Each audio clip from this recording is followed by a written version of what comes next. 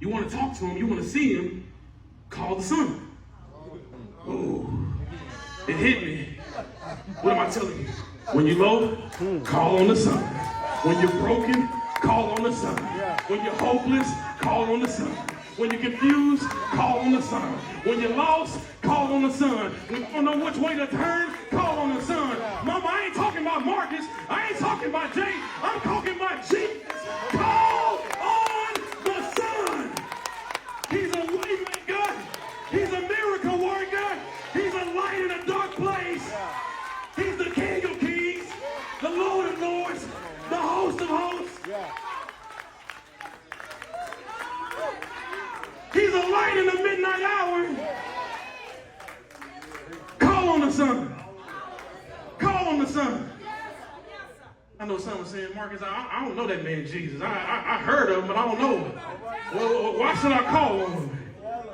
Because he's a redeemer. Why should I call on him? He's a way maker. Why should I call him? He's a miracle worker. Why should I call him? Because he is the King of Kings, the Lord of Lords, the host of hosts.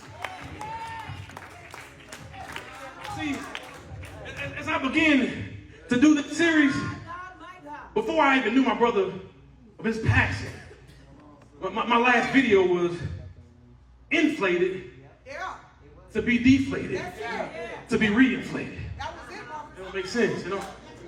Yeah, see, many of us, we got the addiction, we got the bad habits, we got the lust, fornication, we got the addiction, whatever it may be.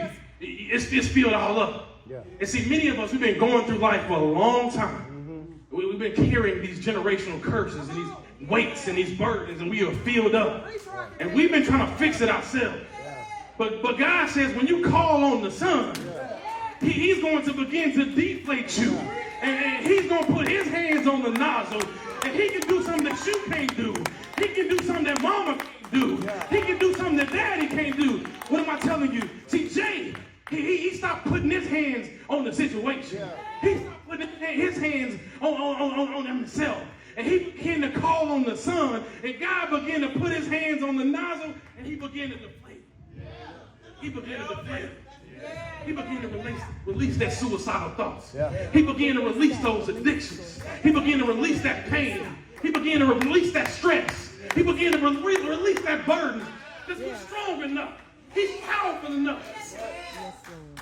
Because He put His hands on the nozzle. He put His hands on the situation. And see, my prayer is right now, as you allow God to put His hands on you, as you allow God to allow Him to put His hands on your life, your soul, and your spirit, He's going to begin to release all those things that you've been carrying for so long. All those things for so long. But guess what? Man, we serve a God that's so great. He gonna give it. Tell us how great He is. He gonna do it. Come on, man. He gonna bring it back. Say, bring it back. Bring it back. Bring it back. See, but when God do it, He do it big. I say when God do it, He do it big. Say He do it big. So when He begins to breathe into you like He did Jay, He's going to take that suicidalness and He's going to breathe life. He's going to take that depression, He's going to breathe joy. He's going to take that desire to quit out of you, and He's going to breathe hope and power and strength and love and peace and happiness and favors and blessing. So I'm telling you right now, allow God to put His hands on your life. Come on now.